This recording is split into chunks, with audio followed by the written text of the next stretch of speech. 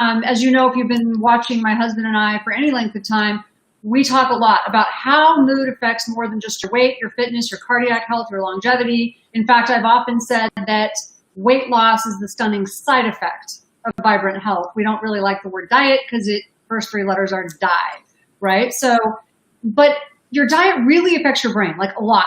And you hear us talk about that, but I have a really special guest for you today. So I want to talk to Dr. Uma Naidoo and have her talk to you. She wrote a book called This Is Your Brain on Food. And we just recently did a podcast with her, and I thought, oh, this would be so great to share with my community. It's an amazing book. She's an amazing person. She is board certified and Harvard-trained psychiatrist, professional chef from Cambridge School of Culinary Arts, Cornell University nutrition specialist, renowned speaker, teacher, writer, hospital nutritional director. And so her book came out August 4th. Highly recommend it. It's just very much it's cutting edge research to explain how food contributes to your mental health. And it's just totally in alignment with what we do. So welcome, Dr. Naidoo. Thank you so much, Hannah. It's lovely to be here. It's always great to talk to you. Oh, you too. And your podcast was we had so much fun. And so I love to be able to share you with our social, people as well. So, so tell me, we talk a lot in our clinics about the gut-brain connection, but why don't you make that simple for people watching? Why the gut-brain connection? Like, why is it so important, not only for mental health, but why is food so important in that connection? Absolutely. So the gut-brain axis actually physically, anatomically, biochemically connects the gut to the brain and the brain to the gut through the vagus nerve. And through the vagus nerve, what I like to call it is an informational bidirectional superhighway. So it's communicating all the time between these two organs. But here's the other thing, that serotonin, many people know, is our happiness hormone, but more than 90% of our serotonin receptors are in the gut. So if you put just those on in a very superficial way, without diving deep into too much of the science, all I'm saying is that if you think about that, what you eat and what you consume in any given day must start to impact how you are feeling emotionally. Maybe not in that moment, although we can come to some of that later. And the other thing about the gut bacteria is that studies have shown they can start to change in 24 hours. Again, you may not feel it immediately, but it starts. So every good morsel of food you put in is going to work towards your better health in terms of the good bacteria. And everything kind of not so good and unhealthy is going to start to change immediately as well. So I think that when you put those things together, we realize that what we eat gets digested there, but it also undergoes several different reactions. And it therefore becomes extremely important because it can set up inflammation in the gut.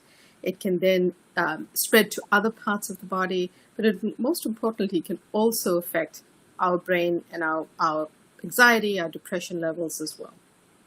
I love that. So we often say, I actually have been saying this since I first did my research for Omni Diet, everything you put on the end of your fork matters. It's either medicine or it's poison. And I love how what you're doing is just very brain directed. I mean, it's just fantastic. Do you think that, as a nurse, I know I've often thought about why do we put alcohol on people's skin, right? It's to kill bacteria. So like, if you drink too much alcohol, I know that's oversimplified, but if you're drinking a lot of alcohol, probably not really good for the gut, right?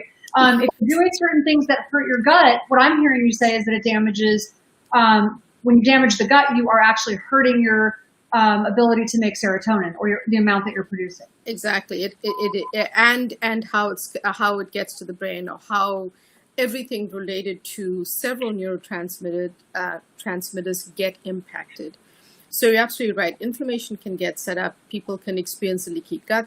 They can have from skin rashes to many other physical symptoms. But my focus is really the fact that, as I say, we know how to eat for hypertension. Our doctors know how to tell us about cholesterol, but we don't really talk about how can you eat for better mental health. And that's where the gut becomes so important. So the inflammation gets set up, the impact of where and how and what is produced to help serotonin along gets impacted. And I think, when we ask people to do some just simple things, just some healthy eating habits like fruits, vegetables, that type of stuff feeds the fiber, brings back fiber to the gut. And that's the reason that doctors harp on that. Until I sort of went into it and studied it more on my own, I really often would make recommendations without that deeper understanding. And I feel like when you can connect the dots for people, they feel like they're doing something good for their body and their brain. Right. No, I totally agree with you. One thing I wanted to ask you is, do you think that there's one specific diet that sort of helps everyone or hurts everyone? Or do you believe that it's a little bit different for, like, each person is individual? Exactly. I actually feel everyone is somewhat individual. I think there's some basic, what I like to call cornerstones or pillars of what I try to work with people on. And then there are very specific really food and nutrients that they need to consume more of. And in part, that is because it's gotten a little bit more personalized, because our gut is somewhat unique to each person. And one person's response to a certain food may not be the same as another. Someone may actually find discomfort from eating legumes or beans, which, bring back fiber and a great plant-based protein, but someone may have a problem with it. So we have to tweak it as it goes along. Also, as a psychiatrist, I think that I have to, as I say to people, whether someone walks in my office with a carnivore diet or says to me, that I am vegan, I've got to be able to help them. They're coming in for help around mental health. I've got to figure out where to meet them where they're at, and say, well, here's what we can work with. So I too don't like the word diet. That's why in the book I call it Mediterranean eating pattern. But I also feel like my patients feel, if I have to go on a diet, I'm going to have to give something up. It's psychologically, it doesn't feel good. You know, so I prefer to just give them an eating pattern, but personalize it to what their needs might be, and what foods they like. Because I find that if you give people some recipes with foods they enjoy, they don't feel deprived, and then they want to start to follow that healthy habit. Yeah, vibrant health should not feel like deprivation. Exactly. And it's interesting. One of the reasons I asked, we know, if you are working with the brain and with people and coaching them with nutrition, it's complicated. Diets are complicated because you've got personal belief systems, right? Like many people just don't want to eat meat, and that's fine. And you can't judge people for like their personal beliefs. You just want to help them be healthy. And at the same time, like with us, and with us, neurotransmitters, like there are just people, like I have a more sleepy brain. I do amazingly well on sort of a modified paleo keto type of diet. So high fat, high protein, lots of greens, but really low carb other than that. And I feel amazing because it sort of stimulates me. Yeah, my daughter, not so much. She has a really overactive brain. She's a super busy brain. She starts to feel very unhappy and sort of spin on thoughts if she's not eating some carbohydrates. So healthy carbs, but some carbohydrates. Absolutely. That's an excellent point. You've just described it right there.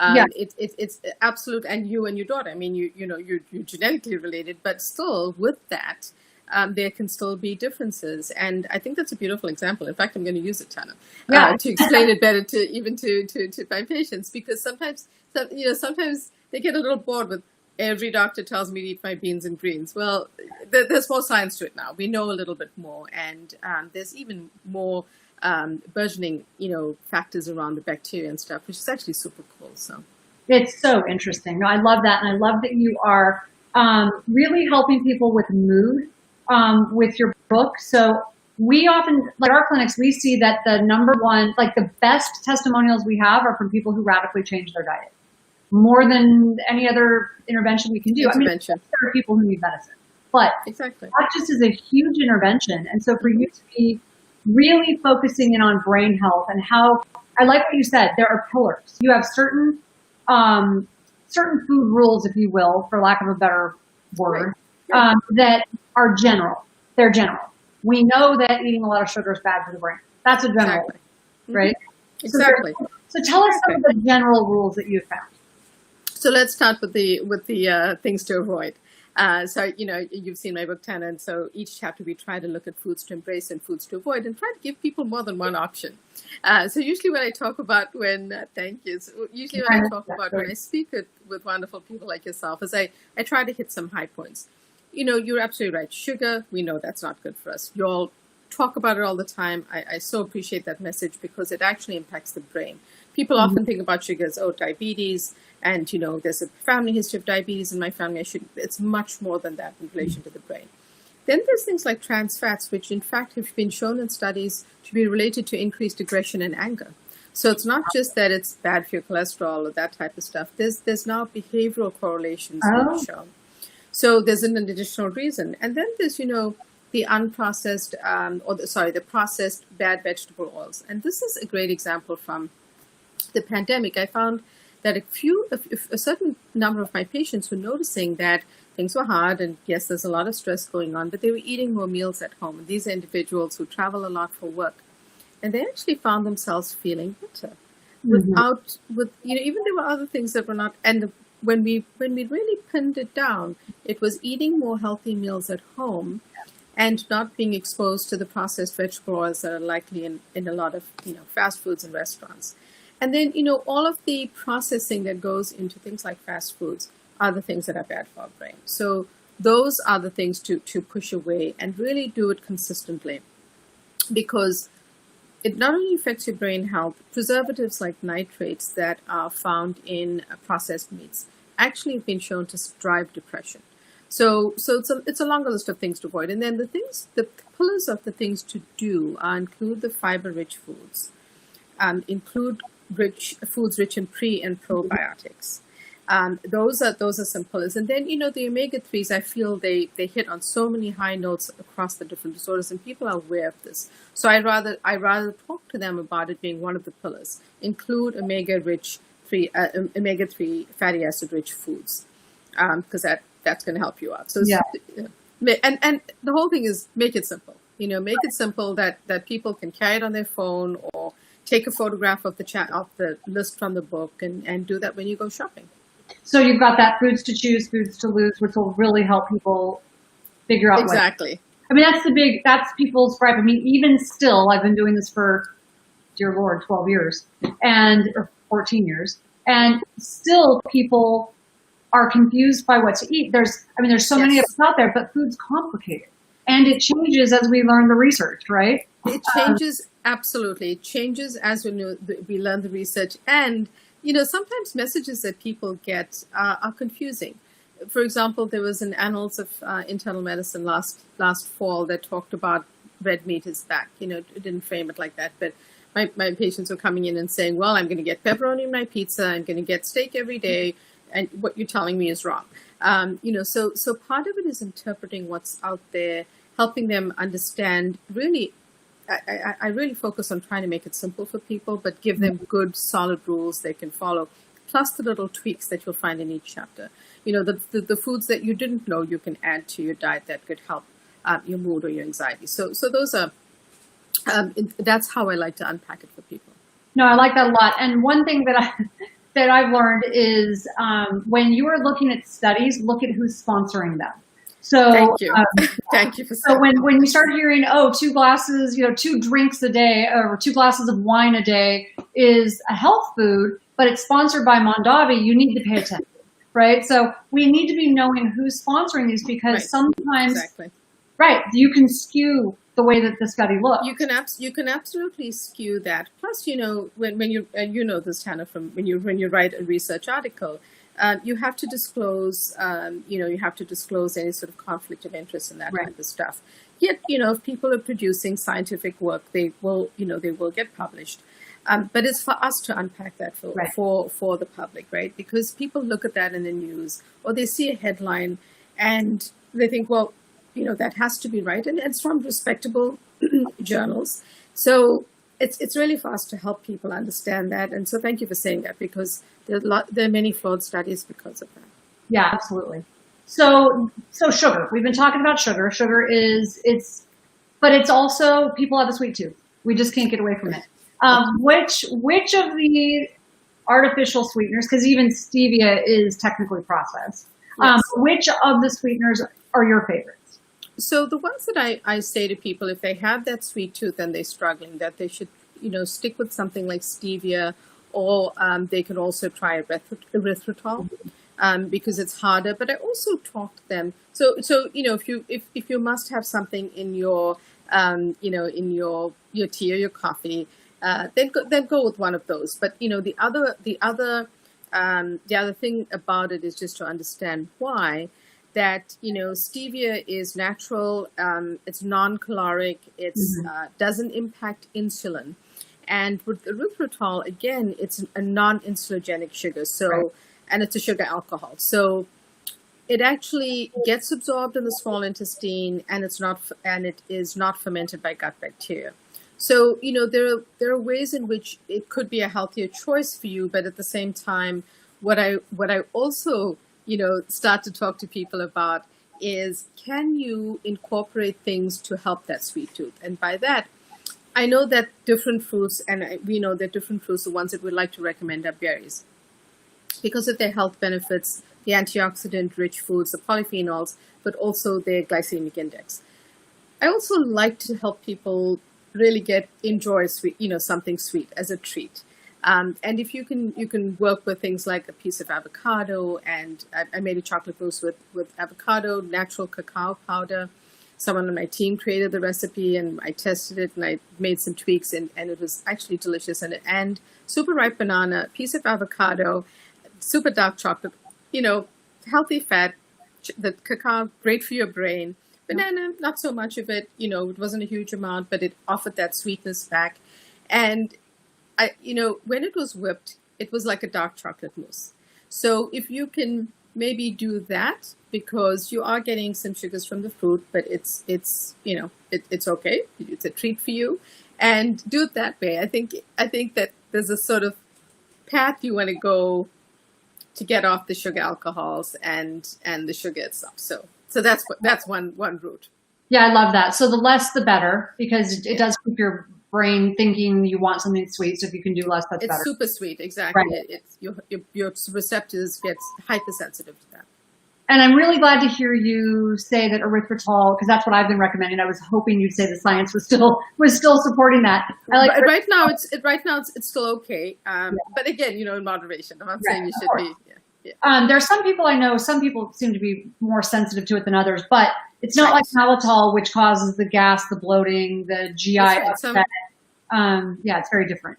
It is. And right now it still seems to be okay to use in moderation. So I'd much rather someone do that than, even with diet soda. I mean, just check what's in it, because I can't tell you it's going to be okay for your brain if you just switch to that. So. Yeah. And I'd love to get your feedback on this. People often ask me why stevia is better than other sweeteners if it's still processed. And my understanding is, and the way that what I've found when I looked into it, is stevia is extracted from a leaf. So it's an extraction process. It's not actually created by combining a bunch of chemicals. So right. Exactly. I don't know much about how it's made, but I do know it's natural, and it's made from the plant. And in that way, in order to make it look like that powder, there's something that happens to it. But I don't think it's as bad right now for what we know for our brain, and that's how I would think about it. I think it's quite different from saying that, people don't realize that breakfast cereals are, yes, they might have a content of a whole grain, but they're extruded, right? There's a whole process they go through, and they're highly processed. I'm not even talking about the sugar. So even something with a lot of fiber in it, it's misleading because of the level of processing. So in this way, I think that stevia is not a bad choice. Excellent. So let's see. In the time we have left, let me see how much time do we have left. I want to make sure that I optimize you. And Tana, I should also just clarify something from the book as well. In certain chapters, we ask people to avoid stevia, but in those chapters, the studies have shown that they drive a particular condition. So it's also specific in that way. Oh, that's so interesting. Oh, excellent. So how do you use food to lessen your anxiety? Because right now anxiety is through the roof. Exactly. Exactly. There's some. So we've talked about the foods to avoid, and those hit some high points. But the things to touch on are things like adding turmeric and black pepper to your food. A quarter teaspoon with a pinch of black pepper is a good way to go. Fatty fish, salmon, and then plant-based sources of omega-3s are a good idea. Certain with anxiety, also eliminating or slowly cutting back on gluten has been shown to help anxiety. So there's another one right there. and foods with vitamin D. So those things seem to hit some high points in terms of helping anxiety. There's several more in the book, but starting there is a good, a good take home point, because turmeric, even if you don't cook with it, put that in a pinch of black pepper in a soup or a stew. If you do cook with it, it can go into a lot of different dishes. With vitamin D foods, you can include them. I prefer to get it, the food sources itself, and then omega-3s are pretty easy to get. Oh, that's fantastic. So is there, what I'm kind of hearing, and maybe you can clarify, there really is a general, because it seems like these same foods are good for your general brain health, and some of these same foods are good for depression, right? So exactly, there's definitely an overlap with some of the foods, and part of it is like the neurochemicals we spoke about. It hits, it targets certain things, and there are some overlap. But for example, saffron has some very positive trials with depression. We haven't necessarily seen that yet with anxiety, but if you want to get more specific on the foods for depression, there are other ones to go to as well. Excellent. So, and in the book, This Is Your Brain on Food, you do such a great job of going over those lists and really guiding people in a very specific way. And I love it because you're one of our people. I feel like you're like a spirit animal. Thank you. I love that. I feel the same way about you and Dr. Heyman. Yeah. Yeah, it's always just so much fun to work with people who, just help us get that message out. So I have one question. We've got about 10 minutes left, and I want to know what inspired you to, you're a Harvard trained physician. What inspired you to become a chef? Was there something personal with your own health? No, I've had some health issues, but in relation to going to culinary school, that really was following my passion. I was a big fan of one of my food heroes is Julia Child, because I don't know if I ever told you, Tana, I didn't know how to cook. I came from a very large Indian family, and everyone cooked, and I didn't need to. I could bake. My mom knew I loved science, and she taught me to bake. But when I first moved to Boston and was studying, we couldn't afford cable television, so she was on television. She would be my entertainment for the day. And I really grew to love cooking. And of course, it also came from a loving family and that sense of nurturance. And I wanted to take it further. And when I read about her life and read her cookbooks and understood she had done it later in life, sort of a second career, I thought, well, it's not too late. I've done residency. Why don't I, explore this and try it out? But I think that learning that and then putting it together with nutrition is how I arrived at where I am. And certainly nutritional psychiatry was helpful for health issues that I've had. Yeah, no, it's really interesting that you chose that being a psychiatrist. It's just fascinating to me that, and you learn to use medicine literally as food, literally to be medicine. So I love to hear that. Thank you. Yeah. Let's see, what else? I wanted to know, what do you think about fiber? So even with, I'm doing the modified sort of keto, I add a lot more greens, but I do add fiber. And I know that there's some people who think you should really keep carbs down no matter what when you're doing a keto, but fiber is really important. Tell us why and what you think about adding fiber to a keto diet. Exactly. I think that people do differ on that because in part, like we spoke about, it depends on how their body responds. And it depends on how they want to count their carbs in terms of the diet. But I have to come at it from the gut microbiome again and hop on that, which I know people are going to be bored with. But, here's the thing. It's really one of those pillars.